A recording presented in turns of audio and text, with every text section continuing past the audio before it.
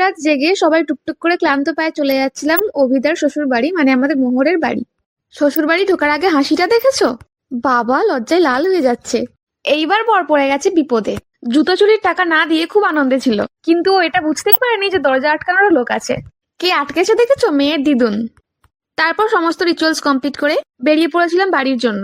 বাড়ি ঢুকতে ঢুকতে অনেকটাই লেট হয়ে গেছিল, প্রায় 8টা। তারপরের দিন সকালে ভাত কাপড়ের আগে মোহরকে নিয়ে সবাই চলে গিয়েছিলাম বাড়ির মায়ের বেদিতে প্রণাম করাতে।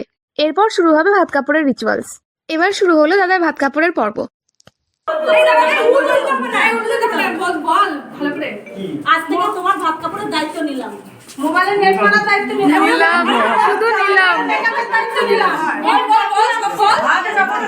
ভাত কাপড়টাকে বল, তারপরে সবগুলো লিস্ট আমরা যেগুলো বলছি সবগুলো বলবি। বল সারা জীবনে সব দায়িত্ব নিলাম। ভালো রাখার দায়িত্ব দিলাম। ভালো থাকার দায়িত্ব দিলাম। তারপর বাড়ি এসে চট করে চলে গেলাম দাদার রিসেপশন পার্টিতে। এখানে আমাদের সমু ভাই দাদাকে একটা অসম্ভব সুন্দর গিফট দিয়েছে, যেটা সব গিফটের থেকে সুন্দর। তবে যাই বলো, এই সাজানোগুলো কিন্তু আমার অসাধারণ লাগে।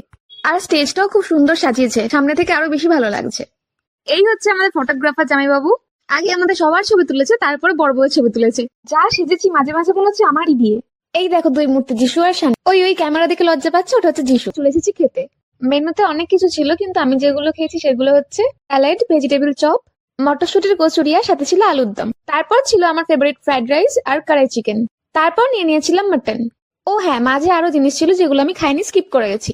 এরপর নিয়ে নিয়েছিলাম চাটনি, পাঁপড়, রসগোল্লা আর আইসক্রিম। চলো, খুব টায়ার্ড হয়ে পড়েছি, আজকের মতো এখানেই। দেখা হচ্ছে পরের ভিডিও।